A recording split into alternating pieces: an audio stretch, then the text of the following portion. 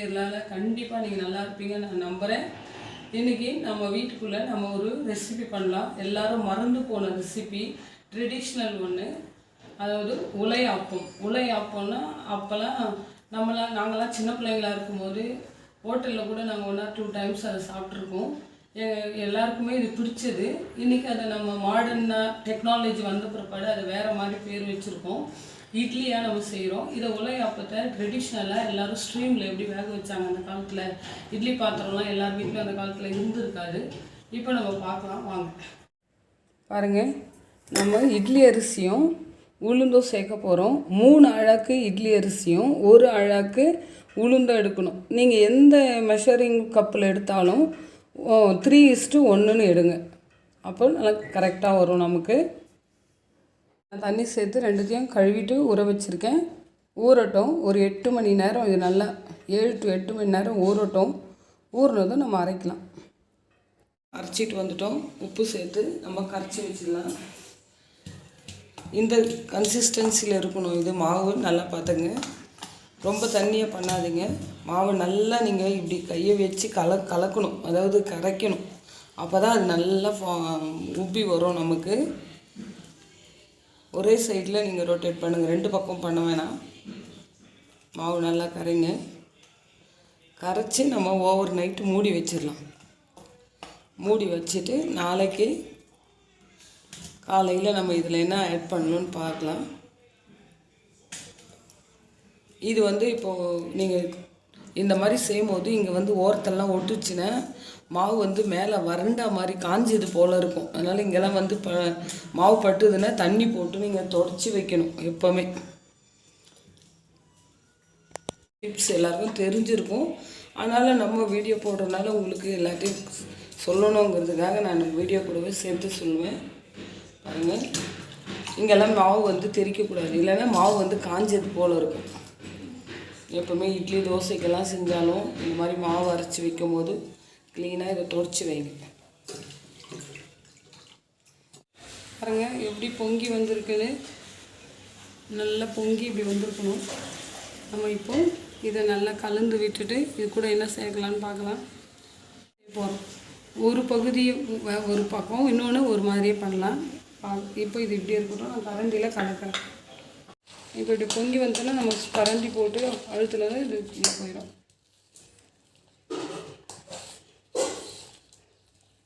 பெரிய அகல பாத்திரத்தில் வைங்க. நான் சின்ன பாத்திரத்தில் வச்சேன், அதனால் இது ஆயிடுத்து. எடுத்து நீங்கள் ஈரப்படுத்திக்கோங்க. ஈரப்படுத்திக்க நான் 2 டைப்பாக செஞ்சு காட்டுறேன். ஃபஸ்ட்டு 2 முறையாக நான் செய்கிறேன். இது ட்ரெடிஷ்னல். ஒன்று நம்ம கொஞ்சம் டிஃப்ரெண்ட்டாக இன்றைக்கி நம்ம செய்யலாம். அதையே இப்போ இது இப்படி ஒரு பாத்திரம், கொஞ்சம் நீட்டு பாத்திரம் எடுத்துங்க. ஏன்னா இந்த துணி இல்லைங்களா, இது என்ன செய்யும், வேகும் பொழுது அனல் பட்டு பற்றிக்கிறதுக்கும் சான்சஸ் இருக்குது. அதனால் இதை கட்டும் பொழுது டைட்டாக இழுத்து நல்லா இப்படி சொருகிடணும். இதுக்குள்ளே சொருகிடணும். அதுக்கு தான் கொஞ்சம் இப்படி ஹைட்டான பாத்திரம்.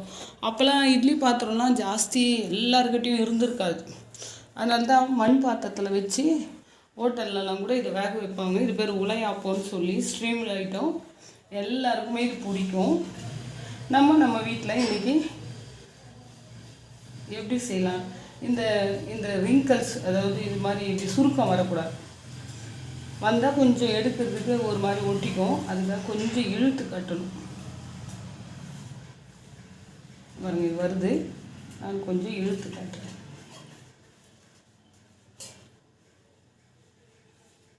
இப்படி இழுத்து கட்டணும். ஒரு முடிச்சு நல்லா டைட்டாக போட்டுருங்க.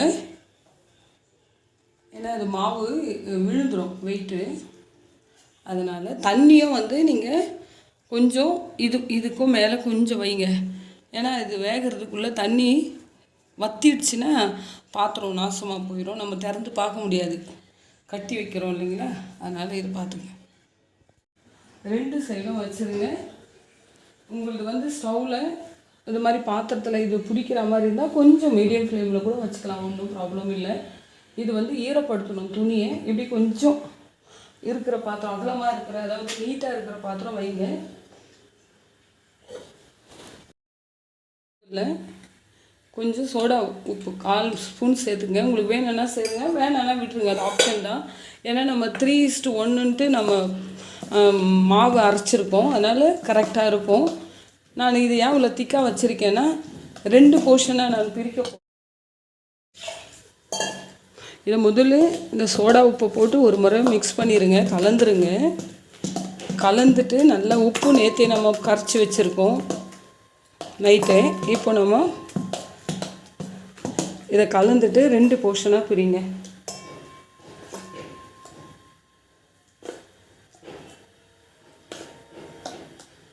பாருங்கள், நான் கொஞ்சம் தான் பிரிச்சிருக்கேன்.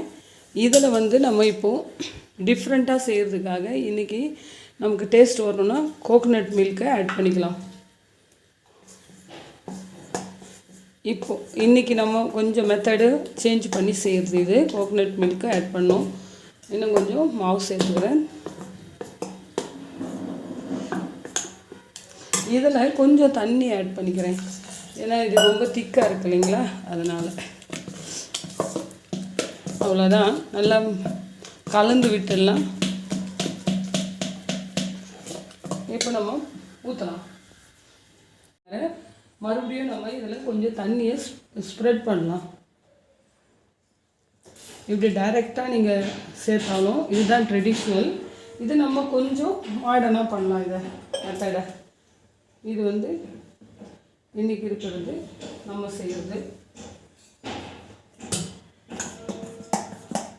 நல்லா மாவு கலந்து விடுங்க. இப்படி அள்ளி விட்டால் சூப்பராக மாவு வந்து சந்தனம் மாதிரி அப்படியே விழணும். அப்போ தான் அது மாவு கரெக்டாக இருக்கும்.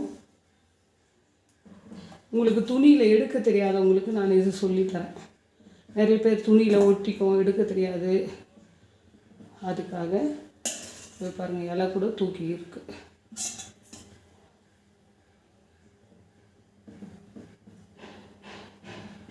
அவ்வளோதான்.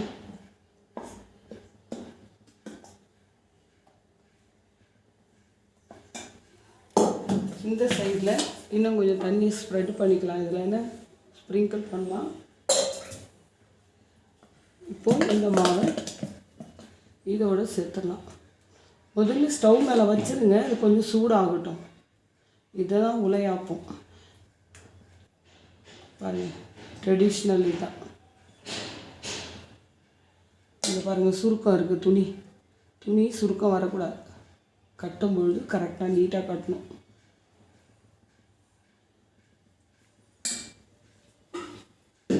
இப்போ நம்ம மூடி போட்டுடலாம். சட்னி ப்ரிப்பேர் பண்ணலாம். தேங்காய் எடுத்துக்கலாம். உங்களுக்கு எவ்வளோ வேணுமோ, நான் ஒரே ஒரு சீல் தேங்காய் போட்டிருக்கேன். ஒரு 4 முந்திரி பருப்பு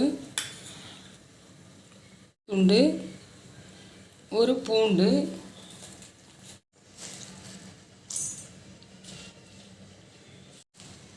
உப்பு ஒரு 1/4 ஸ்பூன். அவ்வளோதான். நம்ம இது ஒரு சட்னி ப்ரிப்பேர் பண்ணிடலாம். இது எப்படி இருக்குன்னு நம்ம டேஸ்ட் பண்ணிடலாம். சூப்பராக இருக்குது.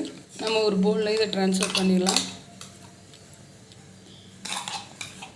இதே ஒரு பாத்திரங்க எடுத்து மூடி போடுங்க. நீங்கள் மூடியெல்லாம் போட்டிங்கன்னா, இந்த மாதிரி மூடியெல்லாம் போட்டிங்கன்னா மாவில் அப்படியே ஒட்டிக்கிட்டோம். இந்த மாதிரி கொஞ்சம் இப்படி ஹைட்டாக இருக்கிற மூடியை போடுங்க. வேகட்டும். வெந்திருக்கும் பாருங்கள், வெந்திருக்கு. இந்த மாதிரி பாத்திரத்தை நீங்கள் மூடுங்க, அப்போ தான் உங்களுக்கு சரியாக இருக்கும். இப்போ நம்ம வெந்திருக்கான்னு ஒரு ஸ்டிக்கு வச்சு பார்க்கலாம். பாருங்கள், வெந்திருக்கு. கீழே இறக்கிட்டு 1 by 1 எடுக்கலாம். அது கொஞ்சம் திக்காக ஜாஸ்தியாக இருக்குது. இன்னும் கொஞ்சம் அது வேகட்டும். பாருங்கள், இலையில் எடுத்திங்கன்னா சூப்பராக விழுந்துருச்சு. பாருங்கள், எடுக்கும் பொழுதே விழுந்துருச்சு. பாருங்கள் எப்படி இருக்குது பாருங்கள். வாவ், நீங்கள் கையில் தொட்டு பார்த்தாலே ஓவர் லைட் வெயிட்டாக இருக்குது. ஏன்னா நம்ம உளுந்து மெஷரிங் வந்து 3:1 சேர்த்துருக்கோம். அதனால தான் இது இவ்வளோ ஈஸியாக வந்திருக்கு. நீங்கள் இதுதான் உலாப்போம். மறுபடியும் நீங்கள் வேணும்னா இதில் செஞ்சுக்கலாம். எனக்கு போதும், இவ்வளோ தான் நான் ஒன்று செஞ்சுருக்கேன். இது வந்து தேங்காய் பாலில் சேர்த்தது. நம்ம கொஞ்சம் டேஸ்ட்டாக பிள்ளைங்களுக்கெலாம் கொடுக்கறதுக்காக. இது வந்து மெயினாக இதுதான் வந்து பர்ஃபெக்ட் ட்ரெடிஷ்னல். இது கொஞ்சம் இன்னும் வேகட்டும். ஏன்னா இது ரொம்ப திக்கான மாவு ஊற்றிருக்கேன். இது கொஞ்சம் தின்னாக இருக்குது. இதில் ஜஸ்ட்டு ஒரே ஒரு 1/4 ஸ்பூன் ஆயில் போதும், ஜாஸ்தி வேண்டாம். அதுக்கு ஒரு புடி கொத்தமல்லி, ஒரு புடி புதினா, வாஷ் பண்ணி கட் பண்ணி வச்சிங்கன்னா அவ்வளோதான் வரும் அது. இதோடு நான் ஒரே ஒரு பூண்டு, 2 துண்டு, அதாவது சின்ன துண்டு, ஒரே ஒரு துண்டு 3 பீஸாக கட் பண்ணி இஞ்சி போட்டிருக்கேன். இதோட பாருங்கள், நிறைய புளி ஆட் பண்ணக்கூடாது, இவ்வளோ தான், நெல்லிக்காய் சைஸ் ஒரு புளி. இதோட கொஞ்சம் கல்லுப்பு,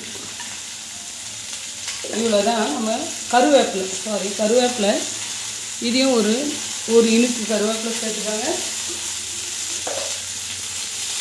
அதிகமாக காரம் சேர்க்க வேணாம். நான் 4 வரமிளகாய் சேர்த்துருக்கேன், 5. இது காரம் ஜாஸ்தியாக இருந்ததுன்னா உங்களுக்கு கம்மியாக குறைச்சிக்கோங்க. இது கொஞ்சம் காரம் கரெக்டாக, ஏன்னா புளியெலாம் சேர்த்துருக்கோம் இல்லைங்களா, கரெக்டாக இருக்கும் ஸ்பைசி. அதனால் குண்டூர் மிளகாய் அது. நீங்கள் ஒரு 3 வேணும்னா சேர்த்துங்க, நான் 5 சேர்த்துருக்கேன். கோகனட், கொஞ்சம் தேங்காய், அவ்வளோதான். இது இந்த சட்னி ரொம்ப நல்லாயிருக்கும். ஒருவேளை உங்களுக்கு தெரிஞ்சிருந்தாலும் தெரிஞ்சிருக்கும். இது நீங்கள் ஒரு முறை ட்ரை பண்ணுங்கள். இந்த மாதிரி ஒலையாப்பம், இட்லி, தோசை எல்லாத்துக்குமே இது பர்ஃபெக்டாக இருக்கும் இந்த சட்னி. ஆல்ரெடி ஃபஸ்ட்டு அரைச்சது கூட எல்லாருக்கும் தெரிஞ்சிருக்கும். இந்த ஒலையாப்பத்துக்கு இது பர்ஃபெக்ட் சட்னி.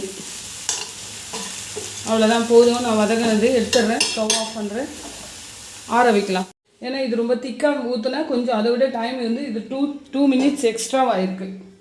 அது ஒரு 8 மினிட்ஸ் ஆகிருக்கு, இது 10 மினிட்ஸ் ஆகிருக்கு.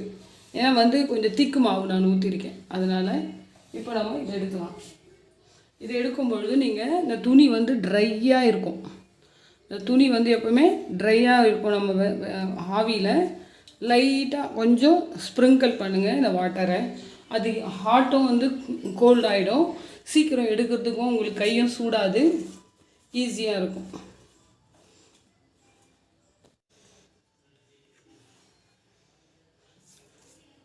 நான் தேங்காய் பால் எடுக்க அரைச்சிது, அதனால் அழுக்குன்னு சொல்லாதீங்க.